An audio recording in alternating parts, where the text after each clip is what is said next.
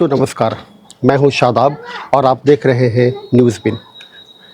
आज हम बात करेंगे गज़ा में जारी इजराइल संघर्ष और फ़लस्तीनी लोगों के कत्लेआम की।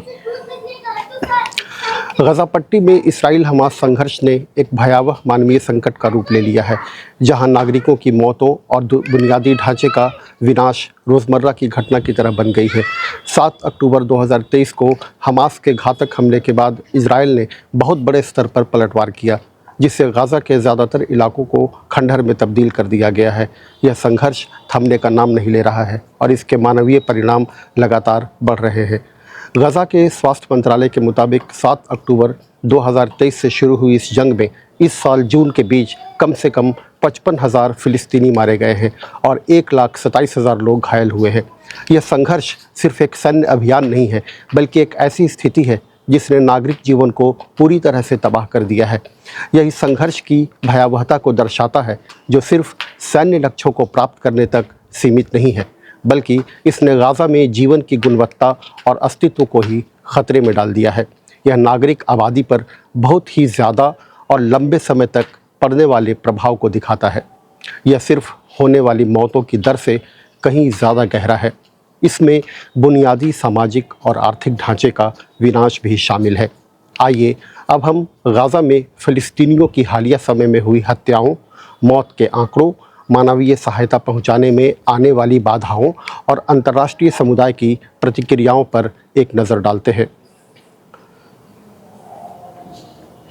गाज़ा में हाल के हफ्तों में कई ऐसी घटनाएं सामने आई हैं जिनमें नागरिकों को निशाना बनाया गया है या वे हमलों का शिकार हुए हैं।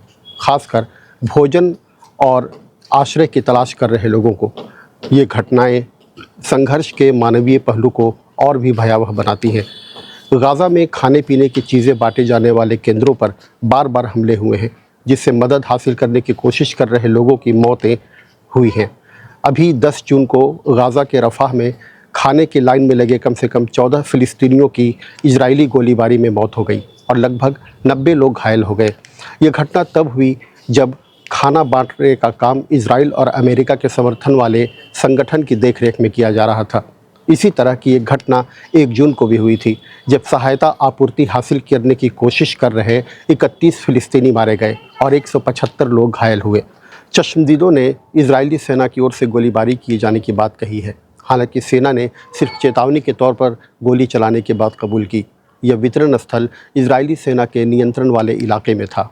4 जून को दक्षिणी गाज़ा पट्टी में एक मानवीय सहायता वितरण केंद्र पर इजरायली सेना की गोलीबारी में कम से कम 19 फ़िलिस्तीनी मारे गए। इसके अलावा 14 जून को गाज़ा में इजरायली हमलों में कम से कम 20 फ़िलिस्तीनी मारे गए, जिनमें से 11 भोजन वितरण केंद्रों के पास मारे गए। चश्मदीदों ने बताया कि इजरायली सेना ने भीड़ पर गोलीबारी की। वहीं 17 जून को खान यूनिस में संयुक्त राष्ट्र की ओर से भेजे गए राहत और खाने की सामग्री वाले ट्रकों का इंतज़ार कर रहे कम से कम 51 फ़िलिस्तीनी मारे गए और 200 से ज़्यादा घायल हुए हैं। अंतर्राष्ट्रीय संस्था डॉक्टर्स विदाउट बॉर्डर्स यानी MSF ने मरने वालों की तादाद 59 बताई है। चश्मदीदों ने बताया कि इजरायली सेना ने पास के एक घर पर हवाई हमला करने के बाद भीड़ पर भी गोलीबारी की है। डॉक्टर्स विदाउट बॉर्डर्स के एक डॉक्टर ने इसे नरसंहार बताया और कहा कि भोजन की तलाश की सज़ा मौत नहीं होनी चाहिए। नागरिकों के लिए सुरक्षित माने जाने वाले ठिकानों पर भी हमले हुए हैं। 26 मई को गाज़ा में इजरायली हमलों में 52 लोगों की मौत हुई, जिनमें 31 लोग एक स्कूल में पनाह लिए हुए थे। इजरायली सेना ने दावा किया कि उसने स्कूल से अपनी गतिविधियां चला रहे आतंकवादियों को निशाना बनाया है। मई में ही उत्तरी गाज़ा के एक स्कूल पर इजरायली लड़ाकू जेट हमले में महिलाओं और बच्चों सहित 33 लोग मारे गए, जबकि कुल 100 लोग इस हमले में मारे गए। इजरायली सेना ने इसे हमास के कमांड और कंट्रोल सेंटर पर हमला बताया है। अक्टूबर 2024 में मध्य गाज़ा के एक स्कूल पर इजराइल के एयर स्ट्राइक में बच्चों समेत कम से कम 20 लोग मारे गए। यह स्कूल गृह युद्ध प्रभावित लोगों के लिए कैंप के तौर पर काम कर रहा था। इसी साल 6 मई को UN की निगरानी में चलाए जा रहे एक कैंप पर 2 बार हमला किया गया। इस कैंप में 2000 विस्थापित लोग रह रहे थे। इन दोनों हमलों में बच्चों और महिलाओं सहित 30 से ज़्यादा फ़िलिस्तीनी मारे गए। इसके अलावा 7 मई को एक स्कूल पर हमला हुआ जिसमें 15 फ़िलिस्तीनी मारे गए और 10 घायल हुए। इतना ही नहीं, विस्थापित लोगों के तंबुओं और रिहायशी इमारतों को भी निशाना बनाया गया है। 25 मई को गज़ा पट्टी पर इजरायली हवाई हमलों में 2 बच्चों सहित 14 लोगों की मौत हुई, जिसमें एक मां और उसके 2 बच्चे शामिल थे जो एक तंबू के अंदर थे। 2 से 7 मई के बीच रिहायशी इमारतों पर कई हमले हुए, जिनमें अल बुरेज शरणार्थी शिविर, बेत लाहिया, जबालिया अल बलद, खान यूनिस और अल तूफ़ा में दर्जनों नागरिक मारे गए, जिनमें महिलाएं और बच्चे भी शामिल थे। 4 मई को पश्चिमी खान यूनिस में आंतरिक रूप से विस्थापित लोगों के तंबू पर हमला किया गया, जिसमें 7 महिलाओं और 1 बच्चे सहित 10 फिलिस्तीनी मारे गए। दीर अल बलाह में एक मकान पर हुए हमले में एक ही परिवार के 15 लोग मारे गए, जिनमें 5 महिलाएं और 2 बच्चे शामिल थे। भोजन वितरण की लाइनों, स्कूलों, शरण स्थलों, रिहायशी इमारतों और विस्थापितों के तंबुओं पर बार बार हमले ये संकेत देते हैं कि या तो इजरायली सेना जानबूझकर नागरिक ठिकानों को निशाना बना रही है या उनकी सैन्य कार्रवाइयों में नागरिकों की सुरक्षा के लिए पर्याप्त सावधानी नहीं बरती जा रही है। इजराइल का यह दावा कि वे आतंकवादियों को निशाना बना रहे हैं या नागरिकों को नुकसान पहुंचाने से बचने की कोशिश करते हैं, इन घटनाओं को देखते हुए तो विरोधाभासी ही लगता है। यह अंतर्राष्ट्रीय मानवीय कानून के संभावित उल्लंघन और युद्ध अपराधों के आरोपों को और मजबूत करता है। यह गज़ा में कहीं भी सुरक्षित नहीं होने के हालात को उजागर करता है, जिससे विस्थापित लोगों के लिए कोई सुरक्षित ठिकाना नहीं बचता। भोजन वितरण के केंद्रों पर बार बार हमले और मदद हासिल करने की कोशिश कर रहे लोगों की मौतें एक गंभीर पैटर्न दर्शाती हैं। यह सिर्फ आकस्मिक नुकसान नहीं है, बल्कि यह भूखमरी को युद्ध की एक रणनीति के तौर पर इस्तेमाल करने का संकेत देती है। जैसा कि एमनेस्टी इंटरनेशनल और ह्यूमन राइट्स वॉच ने आरोप लगाया है, डॉक्टर विदाउट बॉर्डर्स का यह बयान कि खाने की तलाश मौत की सज़ा नहीं होनी चाहिए, इस भयावह हकीकत को बयान करता है। यह गज़ा में मानवीय संकट को और गहरा करता है, क्योंकि लोग अपनी जान जोखिम में डालकर बुनियादी ज़रूरतें पूरी करने की कोशिश कर रहे हैं। यह अंतर्राष्ट्रीय समुदाय के लिए एक गंभीर चुनौती है कि हर तरह की मदद की बेरोक टोक पहुँच सुनिश्चित करें और नागरिकों की सुरक्षा करें।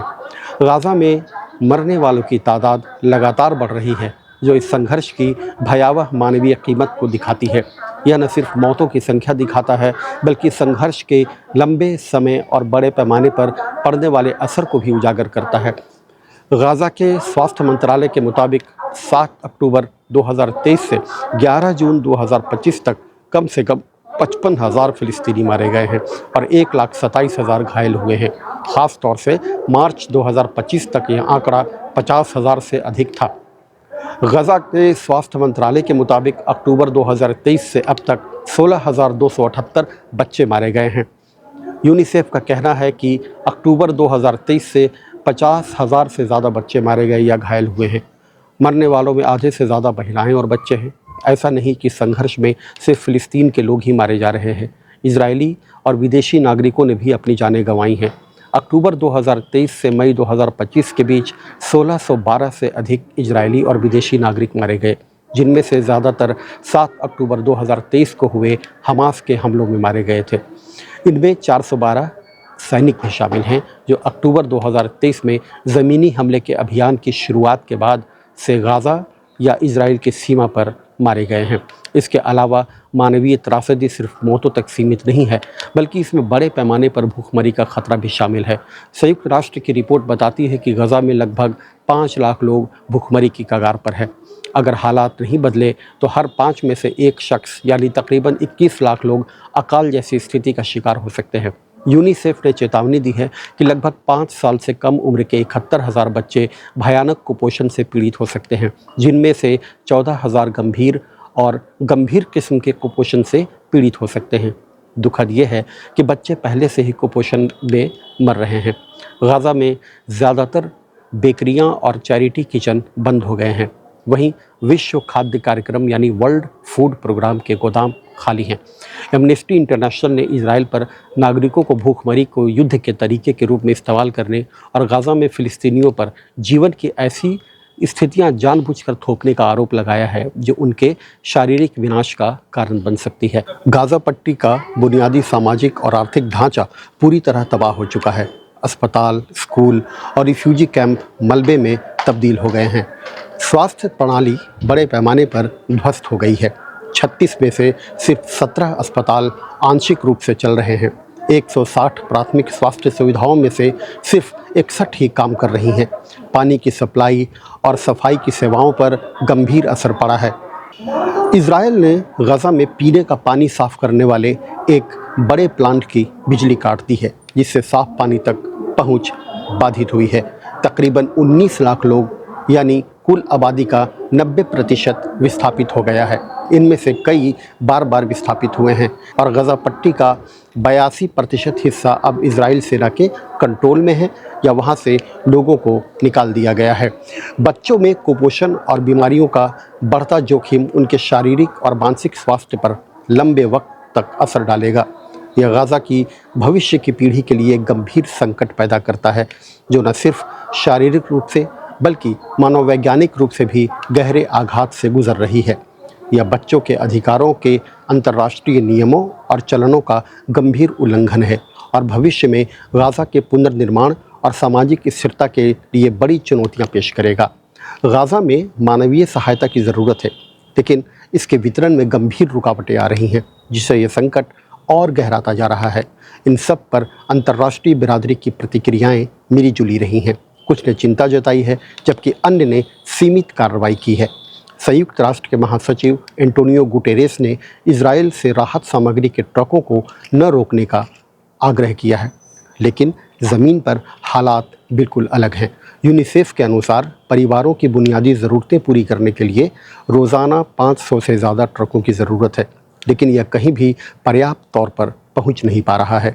विश्व खाद्य कार्यक्रम ने बताया कि इस साल 19 मई से 10 जून तक सिर्फ 700 के आसपास ही ट्रक जो हैं वो कैरोम शालोम सीमा के पार तक पहुंचाए गए हैं, जबकि संघर्ष विराम के दौरान रोज़ाना 600 से 700 ट्रक आते थे। इजरायली अधिकारियों के साथ बातचीत में बनी सहमति के बाद चलाए जा रहे 139 सहायता कार्यक्रमों में से 72 को 1 से 10 जून के बीच अस्वीकार कर दिया गया। इनमें से 9 में रुकावट आई और सिर्फ 40 को ही सुविधा दी गई है। सीमित पहुंच, लंबी देरी, असुरक्षित रास्ते राहत पहुंचाने के काम पर गंभीर रूप से असर डाल रहे हैं।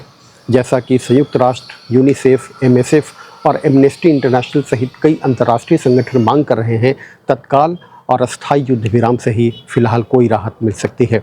गजा की नाकेबंदी को तुरंत हटाना ज़रूरी है ताकि खाना, पानी, ईंधन और चिकित्सा आपूर्ति बड़े पैमाने पर की जा सके। वहीं मानवीय सहायता कर्मियों और सुविधाओं की सुरक्षा भी सुनिश्चित की जानी चाहिए। युद्ध अपराधों और नरसंहार के आरोपों की स्वतंत्र तौर पर जांच होनी चाहिए। अंतर्राष्ट्रीय समुदाय को सिर्फ निंदा करने से आगे बढ़कर कोई ठोस कार्रवाई करनी चाहिए, जिसमें इजराइल पर मानवीय सहायता के लिए प्रतिबंध हटाने और नागरिक सुरक्षा सुनिश्चित करने का दबाव बनाना भी शामिल है। उन सरकारों को अपनी हथियार आपूर्ति नीतियों की समीक्षा करनी चाहिए जो गाज़ा में हो रहे अत्याचारों में योगदान कर सकती हैं।